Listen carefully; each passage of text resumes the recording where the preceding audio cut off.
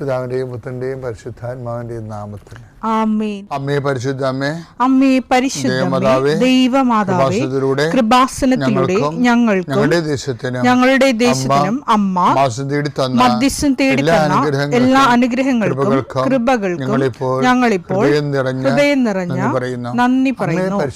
അമ്മേ പരിശുദ്ധമ്മേ, ദൈവമാതാവേ, 2004 ഡിസംബർ 7 ഉച്ചകഴിഞ്ഞ് 2:30 കൃപാസനത്തിൽ സംഭവിച്ച അമ്മയുടെ പ്രത്യക്ഷപ്പെടലിനെക്കുറിച്ച് തിരുസഭയ്ക്ക് സമർപ്പിച്ചിരിക്കുന്ന പഠനരേഖകളുടെ മേൽ സഭാത്മകമായ പഠനം ആരംഭിക്കുവാൻ ഞങ്ങൾ പ്രാർത്ഥിക്കുന്നു. അമ്മേ പരിശുദ്ധമേ, ഭൂസ്വർലോകങ്ങളുടെ രാജ്ഞിയായ അങ്ങേയ്ക്ക് ഭൗമസംരക്ഷണത്തിനായി പ്രപഞ്ചപ്രകൃതിയെ തന്നെ തിരുസഭ പ്രതിഷ്ഠിക്കുവാൻ ഈ പ്രത്യക്ഷീകരണം വഴി ഇടയാക്കണമേ. പരിശുദ്ധമേ, ജപമാല മാതാവേ, സകല കൃപാസനം പ്രാർത്ഥനയോടും ചേർത്ത്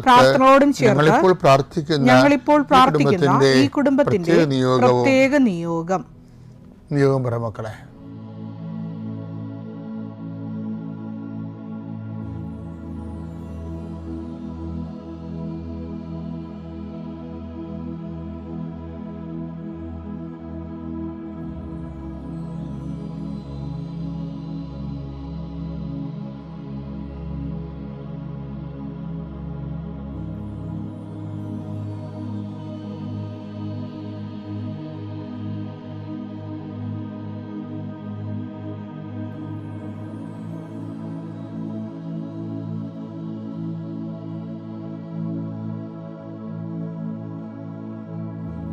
അമ്മയുടെ പ്രത്യക്ഷീകരണത്തിന്റെ ഈ അനുഗ്രഹവേളയിൽ ഞങ്ങൾക്ക് സാധിച്ചു തരുവാൻ കനിയണമേ. ആമേൻ. കർത്താവേ, നിന്റെ ഉന്നതമായ നാമത്തിന് സ്തോത്രം ചെയ്യും. കർത്താവേ, നിന്റെ വിശുദ്ധ പൗരോഹിത്യത്തെ മഹത്വപ്പെടുത്തണമേ. കർത്താവേ, സഭയിലുള്ള സാന്നിധ്യം പ്രകടമാക്കണമേ. 40 വർഷം ഞാൻ അർപ്പിച്ച കൃപാന്റെ യുഗതിയാൽ കൃപാസ്ഥാനത്താറെ ജീവനോടെ പ്രത്യക്ഷപ്പെട്ട മാതാവിന്റെ മാധ്യസ്ഥ കർത്താവെ, അപചാരിതവും ആകസ്മികമായ അപകടങ്ങൾ, തൊഴിലുമായി ബന്ധപ്പെട്ട് വരുന്ന അപകടങ്ങൾ, അതെല്ലാം അങ്ങയുടെ മക്കളെ അങ്ങ് പരിപൂർണമായി സംരക്ഷിക്കണമെന്ന് യേശുനാമത്തിൽ പ്രാർത്ഥിക്കുന്നു. കർത്താവ്, അന്ധന് കാഴ്ച നൽകിയവനെ, ചെകിടിന് കേട് നൽകിയവനെ, ഊമ്പന് സംഭാഷണ ശക്തി നൽകിയവനെ, ബഹുരോഗ്യപ്പെടുത്തിയവനെ, തളർവാരോഗ്യപ്പെടുത്തിയവനെ, മരിച്ചവനെ ഉയർപ്പിച്ചവനെ, കർത്താവെ, നിന്റെ തിരുനാമം സ്തുതി പറയുന്നു. ഈ പ്രാർത്ഥന ചെല്ലുന്ന ഇടങ്ങളിൽ എല്ലാവരും രോഗികൾ കർത്താവിൻ്റെ നാമത്തിൽ ആശ്വസിക്കുകയും സൗഖ്യമാകുകയും ചെയ്യട്ടെ. കർത്താവെ, സമാധാനമില്ലാത്ത കുടുംബങ്ങൾ, ഭാര്യ ഭർത്താക്കന്മാർ അകന്ന് താമസിക്കുന്നവർ, കർത്താവെ, പരസ്പര സ്നേഹമില്ലാതെ കഴിയുന്നവർ, ജീവിതം തന്നെ ഭാരമായി തോന്നുന്നവർ, മനസ്സിന് നിരാശ ജീവിക്കുന്നവർ, തൊഴിൽഭാരമില്ലാത്തവർ, തൊഴിൽഭാരത്തോടെ ജീവിക്കുന്നവർ, കർത്താവെ, ഒരു തീരുമാനമെടുക്കാൻ പറ്റാത്തവർ, അവർക്ക് ഇന്ന് 12 മണിക്കൂറിൽ തീരുമാനമെടുക്കാൻ കർത്താവിൻ്റെ നാമത്തിൽ ഞാൻ അവരെ ആശീർവദിക്കുന്നു. കർത്താവെ, ജീവിത മാർഗങ്ങൾ അറ്റുപോയവർ, മുട്ടിപ്പോയവർ, സാമ്പത്തിക ബാധ്യതകളായും ജീവന നടപടികളായും ഭീഷണീയമായ സാഹചര്യം ജീവിക്കുന്നവർ, കർത്താവെ, മക്കളില്ലാത്തവർ, കർത്താവെ, ഓരോരോ കാര്യങ്ങൾക്ക് വേണ്ടി ആ ലക്ഷ്യം നേടാൻ വേണ്ടി രാത്രിയും പകലും പ്രാർത്ഥിച്ചും ഉടമ്പടി ചെയ്തും ഉടമ്പടി കാര്യങ്ങൾ നിർവഹിച്ചുമൊക്കെ ജീവിച്ചു പോകുന്നവർ, കർത്താവെ, അവരെല്ലാം ആശീർവദിക്കണം പ്രാർത്ഥിക്കുന്നു. എൻ്റെ കർത്താവിൻ്റെ ഉന്നതമായ നാമത്തിൽ സഭയുടെ അധികാരത്തിൽ കുരിശിൻ്റെ അടയാളത്തിൽ യാത്രക്കാരെ ആശീർവദിക്കുന്നു, ഇൻ്റർവ്യൂ ഉള്ളവരെ ആശീർവദിക്കുന്നു, പരീക്ഷക്കാരെ ആശീർവദിക്കുന്നു, പരീക്ഷ റിസൾട്ട് പ്രതീക്ഷിക്കുന്നവരെ ആശീർവദിക്കുന്നു. ഉന്നതമായ റിസൾട്ടിനാൽ കർത്താവ് നിന്നെ ആശീർവദിക്കട്ടെ, നിന്നെ അനുഗ്രഹിക്കട്ടെ. ഉപരി പഠനത്തിനും ഉപരി ജോലിക്കും ഉപരി യാത്രയ്ക്കും വേണ്ടിയുള്ള എല്ലാ അനുഗ്രഹങ്ങളും കർത്താവ് നിന്നിൽ വർഷിക്കട്ടെ. നിത്യം പിതാവും പുത്രനും പരിശുദ്ധാത്മാവായ സർവീശ്വര എന്നേക്കും. വിശ്വാസ പ്രമാണം. സർവശക്തനായ പിതാവും ആകാശത്തിന്റെയും ഭൂമിയുടെയും സൃഷ്ടാവുമായ ദൈവത്തിൽ ഞാൻ വിശ്വസിക്കുന്നു. അവിടുത്തെ ഏകപുത്രനും ഞങ്ങളുടെ കർത്താവുമായ ഈശോ മിശിഹായിലും ഞാൻ വിശ്വസിക്കുന്നു. ഈ പുത്രൻ പരിശുദ്ധാത്മാവിനാൽ ഗർഭസ്ഥനായി കന്യകാ മറിയത്തിൽ നിന്ന് പിറന്ന് പൊന്തിയോസ് പീലാത്തോസിന്റെ കാലത്ത് പീഡകൾ സഹിച്ച് കുരിശിൽ തറയ്ക്കപ്പെട്ട് മരിച്ച് അടക്കപ്പെട്ട് പാതാളങ്ങളിൽ ഇറങ്ങി മരിച്ചവരുടെ ഇടയിൽ നിന്ന് മൂന്നാം നാൾ ഉയർത്ത് സ്വർഗത്തിലേക്ക് എഴുന്നള്ളി സർവശക്തിയുള്ള പിതാവായ ദൈവത്തിന്റെ വലതുഭാഗത്തിരിക്കുന്നു. അവിടെ നിന്ന് ജീവിക്കുന്നവരെയും മരിച്ചവരെയും വിധിക്കുവാൻ വരുമെന്നും ഞാൻ വിശ്വസിക്കുന്നു. പരിശുദ്ധാത്മാവിലും ഞാൻ വിശ്വസിക്കുന്നു. വിശുദ്ധ കത്തോലിക്കാ സഭയിലും പുണ്യവാന്മാരുടെ ഐക്യത്തിലും പാപങ്ങളുടെ മോചനത്തിലും ശരീരത്തിന്റെ ഉയർപ്പിലും നിത്യമായ ജീവിതത്തിലും ഞാൻ വിശ്വസിക്കുന്നു. ആമേൻ. സുഖസ്ഥനായ ഞങ്ങളുടെ പിതാവേ, അങ്ങയുടെ നാമം പൂജിതമാകണമേ. അങ്ങയുടെ രാജ്യം വരണമേ. അങ്ങയുടെ തിരുമനസ് സ്വർഗത്തിലെ പോലെ ഭൂമിയിലും ആകണമേ. അന്നു വേണ്ടുന്ന ആഹാരം ഇന്ന് ഞങ്ങൾക്ക് തരണമേ. ഞങ്ങളോട് തെറ്റ് ചെയ്യുന്നവരോട് ഞങ്ങൾ ക്ഷമിക്കുന്നത് പോലെ ഞങ്ങളുടെ തെറ്റുകൾ ഞങ്ങളോടും ക്ഷമിക്കണമേ. ഞങ്ങളെ പ്രലോഭനത്തിൽ ഉൾപ്പെടുത്തരുതേ, തിന്മയിൽ ഞങ്ങൾ രക്ഷിക്കണമേ. ആമേൻ. നന്മ തെളിഞ്ഞു മറിയമേ, സ്വസ്തി. കർത്താവ് അങ്ങയുടെ കൂടെ സ്ത്രീകളിൽ അങ്ങ് അനുഗ്രഹിക്കപ്പെട്ടവളാകുന്നു. അങ്ങയുടെ ഉദരത്തിൻ ഫലമായി ഈശോ അനുഗ്രഹിക്കപ്പെട്ടവനാകുന്നു. പരിശുദ്ധ മറിയമേ, തമ്പുരാന്റെ അമ്മേ, പാപികളായ ഞങ്ങൾക്ക് വേണ്ടി ഇപ്പോഴും ഞങ്ങളുടെ മരണസമയത്തും തമ്പുരാനോട് അപേക്ഷിക്കണമേ. ആമേൻ. നമ്മൾ ഇന്ന് നോക്കുന്ന വചനം എന്ന് പറയുന്നത്, അവിടുന്ന് നിന്നെ കൈപിടിച്ച് നടത്തും. യെശയ്യാ 42:6. ഞാനാണ് കർത്താവ്, ഞാൻ നിന്നെ നീതി സ്ഥാപിക്കാൻ വിളിച്ചു, ഞാൻ നിന്നെ കൈക്ക് പിടിച്ച് നടത്തി സംരക്ഷിച്ചു. എൻ്റെ പ്രിയപ്പെട്ടവരെ, എന്താ പ്രശ്നം വെച്ച് കഴിഞ്ഞാൽ, ദൈവം പറയുന്നത് എല്ലാം കറക്റ്റാണ്. എല്ലാ കാര്യങ്ങളും ദൈവം ചെയ്യുമെന്നാണ് പറയണത്. നമ്മളായിട്ട് ചെയ്യാൻ നിൽക്കണ്ട. നീ എൻ്റെ മുമ്പാകെ ഉണ്ടാകണം, വിശുദ്ധി പാലിക്കണമെന്ന്. ഇപ്പോൾ ഉൽപ്പത്തി 17:1 എപ്പോഴും നമ്മൾ പറയത്തില്ലേ, നീ എൻ്റെ മുമ്പാകെ ഉണ്ടാകണം, വിശുദ്ധി പാലിക്കണം, വിശുദ്ധനായിരിക്കണം. അപ്പോൾ അത് ഈ കൈക്ക് പിടിച്ച് നടത്തുമെന്ന് തമ്മിൽ വ്യത്യാസമുണ്ട്. ദൈവം നമ്മുടെ കൈയെ പിടിക്കുമ്പോൾ നമ്മുടെ കൈ രക്തപങ്കിലമായിരിക്കരുത്. ദൈവത്തിന് കയറി പിടിക്കാൻ പറ്റിയ കൈ ആയിരിക്കണം. ദൈവം കൈക്ക് പിടിച്ച് നടത്തും, പക്ഷെ അതിൻ്റെ അകത്ത് വരുന്ന പ്രീസപ്പോസിഷൻ എന്താണ്, നമ്മുടെ കൈകൾ ദൈവത്തിന് കയറി പിടിക്കാൻ പറ്റിയതായിരിക്കണം. അതുകൊണ്ടാണ് ഉടമ്പടിയിൽ ചെയ്ത എബ്രാഹത്തിനോട് ദൈവം പറയണത്, നീ വാഗ്ദാന നാടൊക്കെ നിനക്ക് തരും, അത് എൻ്റെ പരിധിപ്പെട്ട കാര്യങ്ങളാണ്. നിൻ്റെ പരിധിപ്പെട്ട കാര്യമുണ്ട്. എന്താണ്? നീ എൻ്റെ മുമ്പാകെ ഉണ്ടാകണം, വിശുദ്ധി പാലിക്കണമെന്നൊക്കെ പറയും. അപ്പം അതിൻ്റെ വരുന്ന വിഷയം വെച്ചാൽ, ഞാൻ നിന്നെ കൈക്ക് പിടിച്ച് നടത്തുമെന്ന് പറഞ്ഞാൽ, നീ എൻ്റെ കൈ രക്തപങ്കിലുമാണെങ്കിൽ എങ്ങനെ ദൈവം കയറി പിടിക്കാൻ പറ്റത്തില്ല. അപ്പം നമ്മൾ ദൈവത്തിൻ്റെ കൂടെ ദൈവം നമ്മുടെ കൈക്ക് പിടിക്കാൻ പറ്റുന്ന രീതിയിൽ ഒരു പരുവപ്പെടലുണ്ട്. ദൈവത്തിൻ്റെ വചനങ്ങൾക്കൊക്കെ വിധേയപ്പെട്ട്. ഇപ്പം പണ്ടേ ഞാനൊരു അച്ഛനെ പരിചയപ്പെട്ടു. അച്ഛൻ്റെ മേടിൽ ചെന്നപ്പോൾ അച്ഛനെ വിളിപ്പിച്ചതാണ്. കാര്യം വെച്ചാൽ പണ്ടത്തെ കൃപാസനം പത്രമുണ്ടേ, 2001 അത് 4 പേജേ ഉള്ളു. അപ്പം അതിൻ്റെ അകത്ത് അന്നിരുന്നൊരു ബ്രദറാണ് ചെയ്തുകൊണ്ടിരുന്നത്. അപ്പോൾ പെന്തക്കോസ്ത ദിവസം വന്നപ്പോൾ ഞാനൊരിടത്ത് പ്രസംഗിച്ചുകൊണ്ട് നിൽക്കുകയാണ്. ഞാനവിടെ ഇരിക്കുകയാണ്, എന്തുവാണ്.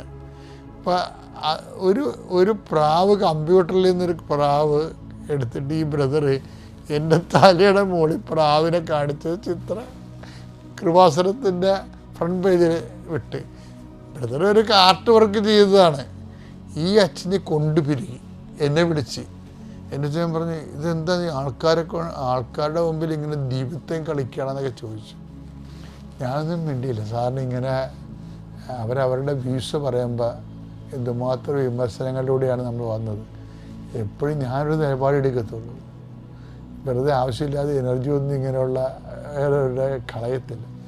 അപ്പം ഞാൻ അച്ഛനോട് പറഞ്ഞു, അച്ഛൻ ഞാനത് അറിഞ്ഞിട്ടില്ല കേട്ടാ, അത് ഈ ഓഫീസിൽ ചെയ്യണ കാര്യങ്ങളൊക്കെയാണ് ഇത്. അങ്ങനെ അവർ ചിന്തിച്ച് കാണുകയില്ല. പ്രാർത്ഥനാപൂർവമായിട്ടുള്ള ഒരു കാര്യമായിട്ട് അച്ഛൻ എടുത്താൽ മതി എന്നൊക്കെ പറഞ്ഞ്.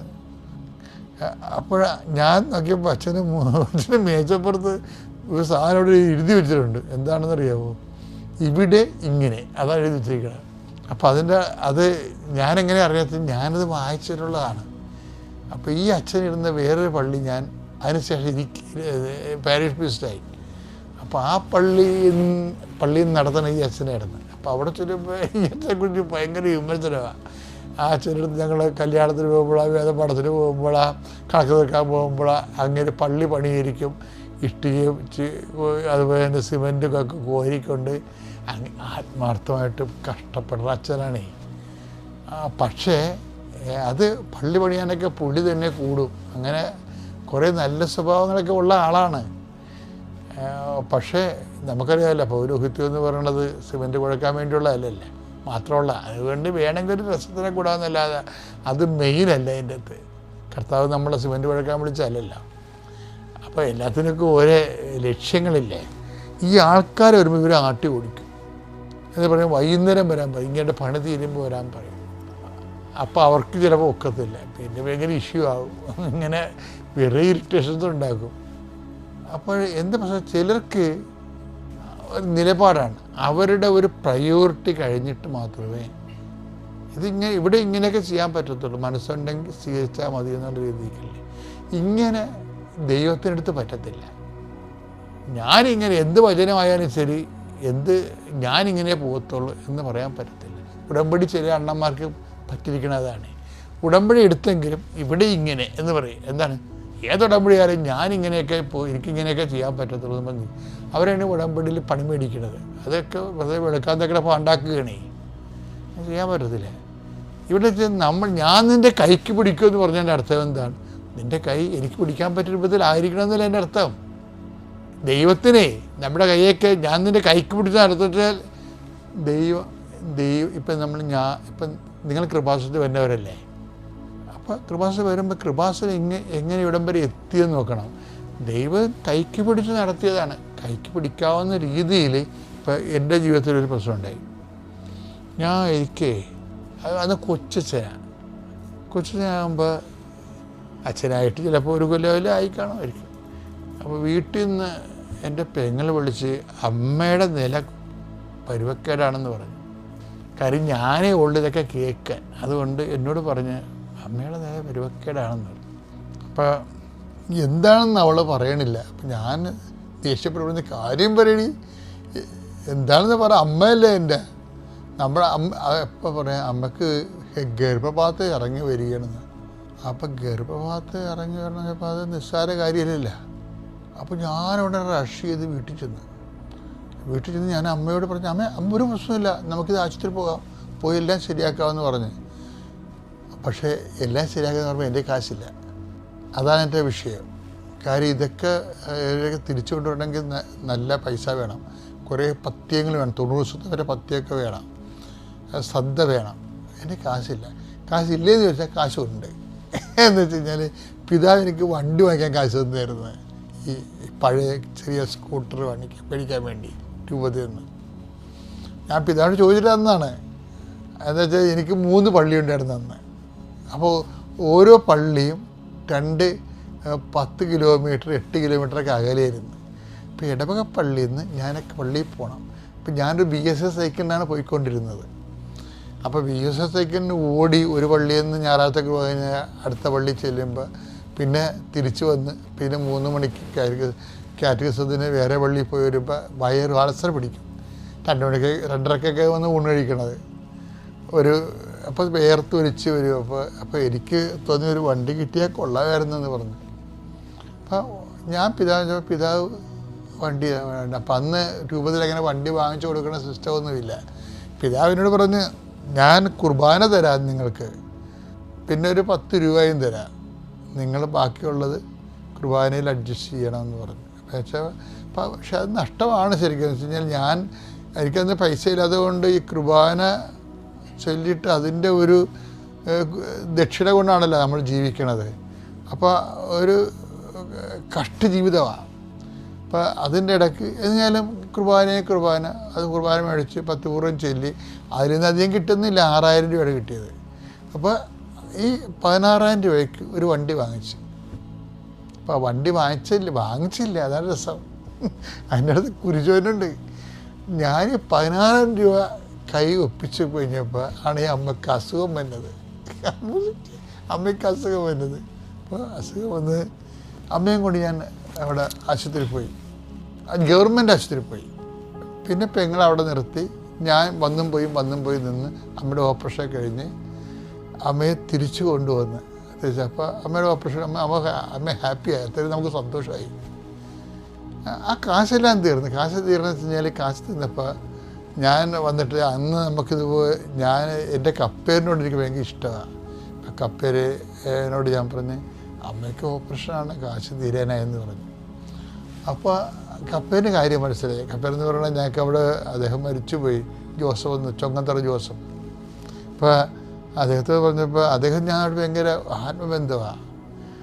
അപ്പോൾ ഞാൻ പറഞ്ഞു ഇതാണ് സംഭവം എന്ന് പറഞ്ഞു. അപ്പം അച്ഛാ ലേസായിക്ക് അച്ഛന് ഇഷ്ടമാണ്, അച്ഛനത് ജസ്റ്റ് ഒന്ന് സൂചിപ്പിച്ചാൽ മതി, അവൾ കൈകാര്യം ചെയ്യുമെന്ന് പറഞ്ഞു. അപ്പോൾ ഞാൻ ലെസ ചേച്ചി ഇവിടെ ഇയാളുടെ ഭാര്യ, ഞാൻ ലെസ ചേച്ചി ഹോസ്പിറ്റലാണ് അറിയാമല്ലോ അല്ലേ. അപ്പോൾ ലെസ ചേച്ചി ഒരു മാല ഊരി ഇങ്ങോട്ട് തന്നിട്ടും പറഞ്ഞു അച്ഛൻ ഇത് കൊണ്ടുപോയി എന്നാഴ്ച ചെയ്തെന്ന് പറഞ്ഞു. അപ്പോൾ എനിക്ക് കടമില്ലാതെ വേറെ ആൾക്കാരുടെ കയ്യിൽ നിന്ന് കിട്ടാതെ എൻ്റെ കാര്യങ്ങൾ നടന്നു കിട്ടി. ഞാൻ അമ്മയെ ആശുപത്രിയിൽ നിന്ന് കൊണ്ടുവന്ന് പിന്നെ ഇവിടെ. പക്ഷേ എന്താ പ്രശ്നം വെച്ച് കഴിഞ്ഞാൽ അതിൽ നിന്നും പിതാവിന് അന്നത്തെ ബിഷപ്പിൽ നിന്നും അറിയപ്പെട്ടില്ല. ഞാൻ അമ്മയെ ആശുപത്രി കൊണ്ടുവന്ന് സന്തോഷത്തിന് ഇരിക്കുക. അമ്മ ഇനി ഭക്ഷണമൊക്കെ കഴിച്ച് ഉറങ്ങി അമ്മ സന്തോഷമായിരിക്കുമല്ല, വലിയ എന്തോ ആശ്വാസമല്ലേ. പക്ഷേ പെട്ടെന്ന് പിതാവ് 2 ദിവസം കഴിയുമ്പോൾ എന്നെ വിളിച്ചു കഴിഞ്ഞാൽ നിങ്ങൾ അപ്പോൾ ഇവിടുന്ന് എന്നെ ഇടവകയിൽ നിന്ന് കുറച്ചുകൂടി സഹായിച്ചായിരുന്നു. എന്ന് വെച്ച് കഴിഞ്ഞാൽ അങ്ങനെ എല്ലാ സഹായങ്ങളും ഉണ്ടാവുകയെ ഇടവകയിലിരിക്കുമ്പോൾ. ഇങ്ങനൊരു വണ്ടി പിടിക്കാൻ കൊടുത്ത കാശിന് വീട്ടിൽ കൊണ്ടു കൊടുത്തെന്ന് പറഞ്ഞുകൊണ്ട് ഭയങ്കര ആക്ഷേപം. ഇടവകയിൽ നിന്ന് ആരോഗ്യ രഹസ്യത്തിന് ബിഷപ്പ് ഹൗസ് വിളിച്ച് പറഞ്ഞതാണ്. ഞാൻ പേടിച്ച് ഇങ്ങനെ ബിഷപ്പ് ഹൗസ് ചോദിച്ചു പറഞ്ഞു. അപ്പോൾ അച്ഛൻ വണ്ടി വാങ്ങിച്ചാന്ന് ചോദിച്ചു. വണ്ടി വാങ്ങിച്ചത് ഞാൻ പറഞ്ഞു പിതാവേ ഇങ്ങനൊരു സംഭവം ഉണ്ടായി. അപ്പോൾ ആൾക്കാർ അങ്ങനെയൊന്നും അല്ലല്ലോ പറഞ്ഞു, അച്ഛൻ വീട്ടിൻ്റെ കാശ് മുടക്കിയെന്നല്ല പറയണമെന്ന്. എൻ്റെ അടുത്ത് പിതാവ് ക്ഷോഭിച്ചു. ഞാൻ ക്ഷോഭിച്ചില്ല. കാര്യം പിതാവ് ക്ഷോഭിക്കേണ്ടതാണ് ശരിക്കും. അത് കാരണം ക്ഷോഭിക്കാനുള്ള വകുപ്പ് അതിനകത്തുണ്ട്. പക്ഷേ ഇതാണ് എൻ്റെ അവസ്ഥ. പക്ഷെ എന്നാലും ഈ ലിസച്ച് തന്ന കാശും എല്ലാം കൂടി എടുത്തിട്ട് കുറച്ച് കടമൊക്കെ വാങ്ങിച്ചിട്ട് 16,000 രൂപ ഒപ്പിച്ച് ഞാനൊരു വണ്ടി വാങ്ങിച്ചു. വണ്ടി വാങ്ങിച്ചെന്ന് പറയുമ്പോൾ എന്താ വെച്ച് കഴിഞ്ഞാൽ പഴയ ഇപ്പോൾ കേട്ടച്ചിരി ഒരു M80 ആണ്. ആ വണ്ടിയാണ് പിന്നീട് മീൻ ലോഡ് വണ്ടിയായിട്ട് കേരളം മുഴുവനും കറങ്ങിയത്. പിന്നീട് ഞാൻ മേടിക്കുമ്പോൾ അത് വണ്ടിക്ക് മീൻ വണ്ടിയൊന്നും അല്ലായിരുന്നു, നല്ല വണ്ടിയായിരുന്നു. 86-ലാണ് വണ്ടി ഇറങ്ങണത്. നല്ലവണ്ണം പുള്ളിങ്ങൊക്കെ ഉള്ള വണ്ടിയായിരുന്നു. പക്ഷേ വണ്ടി വാങ്ങിച്ച് ഞാൻ വണ്ടി ഒന്ന് ഓടിച്ചൊക്കെ നോക്കണ സമയത്ത് പിന്നെയും ബിഷപ്പ് വിളിച്ച് എന്താ പറയണത്, നിങ്ങൾക്ക് ട്രാൻസ്ഫറാണ്, ആ വണ്ടി അവിടെ വെച്ചിട്ട് ട്രാൻസ്ഫർ കിട്ടുന്ന പള്ളിക്ക് പോകുമ്പോൾ ആ വണ്ടി പള്ളിക്ക് വേണ്ടിയാണ് വാങ്ങിച്ചിരിക്കണമെന്ന് പറഞ്ഞു. പള്ളിക്ക് വേണ്ടി, അല്ല അച്ഛന് സ്വന്തമായിട്ട് വാങ്ങിച്ചിരിക്കണമല്ലെന്ന് പറഞ്ഞു. ഇതിൻ്റെ അകത്തൊരു പ്രശ്നമുണ്ട്. എന്താ പ്രശ്നം? ഇതിൻ്റെ അകത്ത് കുർബാന ഉണ്ട് ഇല്ലേ? അപ്പോൾ എനിക്ക് വേണ്ടി ന്യായമായിട്ടും പറയാം പിതാവ് ഈ വണ്ടി കൊടുക്കത്തില്ല. കാരണം എന്താണ്, ഇതിൽ ഞാൻ കുർബാന ചൊല്ലിയ എൻ്റെ സ്വകാര്യമായ സമ്പത്തിൻ്റെ അത് ഇൻവെസ്റ്റ് ചെയ്തിട്ടുണ്ട്. അപ്പോൾ പകുതിയോടോ 10 രൂപ പിതാവ് ഒന്നാണ്. പിതാവിന് വേണമെങ്കിൽ ആ 10 രൂപ എങ്ങനെയും ഞാൻ സംഘടിപ്പിച്ച് തരാം. അന്ന് സംഘടിപ്പിക്കാൻ പാടാണ്. അങ്ങനെ പറഞ്ഞാൽ മതിയായിരുന്നു എനിക്ക്. പക്ഷേ ഒരക്ഷരം ഞാൻ മിണ്ടിയില്ല, അവിടെ കണക്ക് പറഞ്ഞില്ല. എനിക്ക് അതായത് ഞാൻ പിതാവിന് താക്കോൽ കൊടുത്തു. താക്കോലിൻ്റെ വന്നച്ഛന്, ഏത് അച്ഛനാണ് വന്നത് ആ അച്ഛന് താക്കോൽ കൈമാറുമ്പോഴും ഞാൻ ഈ ചരിത്രമൊന്നും അവരോട് പറയത്തില്ല. ബിഷപ്പിനോടും ആ ചരിത്രം പറഞ്ഞില്ല. ബിഷപ്പിനോട് പറയുമ്പോൾ ബിഷപ്പ് ഓർക്കും, അയ്യോ ശരിയാണല്ലോ അച്ഛന് ഞാൻ കുർബാന കൊടുത്തല്ലേ, അച്ഛൻ്റെ പൈസ ആണല്ലോ പകുതിയുള്ളതെന്ന് വേണമെങ്കിൽ പിതാവിന് വേണമെങ്കിൽ. പക്ഷേ അത് ഞാൻ പിതാവിനോട് പറഞ്ഞില്ല. പിതാവ് വൺസ് ഇങ്ങനെ പറഞ്ഞ സ്ഥിതിക്ക് ഞാൻ ആ താക്കോൽ കൈയേൽപ്പിച്ചു കൊടുത്തു. അപ്പോൾ എന്താ വിഷയം? എനിക്ക് തോന്നുന്നത് ഇവിടം തൊട്ടാണ് കർത്താവ് എന്നെ നോട്ടപ്പുള്ളിയാക്കിയത്. ഇന്ന് നമ്മൾ കാണുന്ന കൃപാസനത്തിലൂടെ വരണത് ഇത് എന്താണെന്ന് വെച്ചാൽ, ഇത് ദൈവം നമ്മുടെ കൈക്ക് പിടിക്കും. ഞാൻ നിന്നെ കൈക്ക് പിടിച്ച് നടത്തുമെന്ന് പറഞ്ഞില്ലേ? ആ ദൈവം നിന്നെ കൈക്ക് പിടിക്കുമ്പോൾ ദൈവത്തിന് പിടിക്കാൻ പറ്റിയ കൈയായിരിക്കണം. കർത്താവിന് അന്ന് മുതൽ എന്നെ നോട്ടപ്പുള്ളിയാക്കി. കാര്യം എല്ലാ ന്യായവും നീതിയും എല്ലാം വെച്ചുകൊണ്ട് ഞാൻ എൻ്റെ അമ്മയെ നോക്കി സംരക്ഷിച്ചു, ഞാൻ ഈ ഇടവകയെ സംരക്ഷിച്ചു, പിതാവിൻ്റെ വാക്ക് കേട്ട് ഞാൻ താക്കോൽ കൊടുത്തു, അപ്പോൾ ഇതെന്താ സംഭവം? അന്ന് മുതൽ നമ്മുടെ കയ്യെ പിടിക്കാൻ ദൈവത്തിന് തോന്നും. അന്ന് മുതൽ നയിക്കലാണ്, അന്ന് മുതൽ കൈ പിടിച്ച് നടത്തുന്നതാണ്. പക്ഷേ ഇത് എവിടുന്ന് എന്ത് സംഭവിച്ചാൽ പരിശുദ്ധാത്മാവിന് ഇതിൻ്റെ അകത്തൊരു പ്രശ്നമുണ്ട്. പരിശുദ്ധാത്മാവിനെ കിട്ടിയാൽ പരിശുദ്ധാത്മാവ് ഇങ്ങനെയുള്ള സമയത്തൊക്കെ എന്താണ് ചെയ്യേണ്ടതെന്ന് നമുക്ക് പറഞ്ഞു തരും. അങ്ങനെ പരിശുദ്ധാത്മാവ് ഇടിച്ചതിന് വേണ്ടിയിട്ട് കസ്തക്ക മസ്തക്ക എന്ന് പറഞ്ഞ് വിറസവിലി താഴെ വീണമെന്ന് വരും. അത് അഭ്യാസമാണ്. അതല്ല, യഥാർത്ഥ ക്രിസ്തു ചൈതന്യത്തിൽ ജീവിക്കാൻ പരിശുദ്ധാത്മാവ് നമുക്ക് സഹായകനാണ്. ഞാൻ ഇങ്ങനെ ഒരു കൃപയുടെ വഴികളിലേക്കാണ് പോകണമെന്ന് എനിക്കറിയത്തില്ലായിരുന്നു. പക്ഷെ പരിശുദ്ധാത്മാവ് ഞാൻ അറിയാതെ തന്നെ എന്നെ കൊണ്ടുപോകുമെന്നാണ് ഞാൻ ഇന്ന് ധരിക്കുന്നത്. ഇന്ന് ഞാൻ ധരിക്കേണ്ടത് വേറെ കൂടി കാര്യങ്ങളുണ്ട്. എന്താണ്? അമ്മ എല്ലാം ഹൃദയത്തിൽ സംഗ്രഹിച്ചു. അതേക്കുറിച്ച് ധ്യാനിച്ചൊരു മരിയൻ ആധ്യാത്മികതയില്ലേ, അതിൻ്റെയൊക്കെ ആധാരങ്ങളും അടിസ്ഥാനശിലകളും പാകണത് ഈ കാലത്താണ്.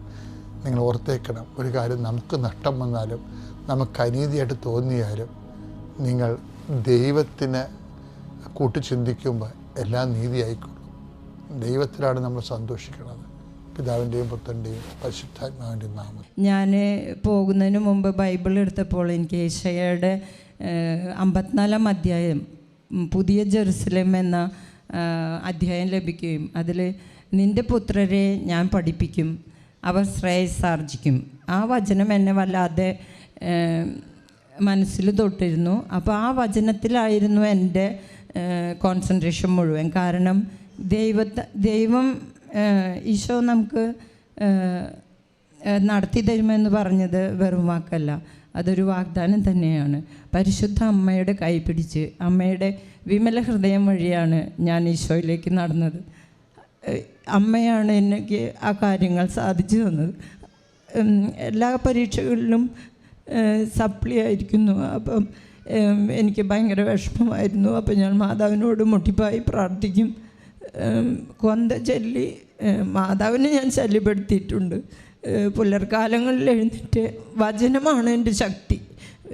ബൈബിൾ വായിക്കുക എന്നത് എനിക്കൊരു ഹരമാണ്. അപ്പോൾ രാവിലെ എഴുന്നേറ്റ് ഞാൻ ബൈബിൾ വായിച്ചു തുടങ്ങും.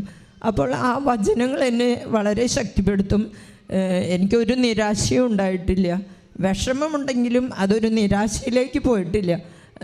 എനിക്ക് പ്രതീക്ഷയാണുള്ളത്, ദൈവം എന്നെ കൈവിടില്ല, അത് നടത്തി തരും.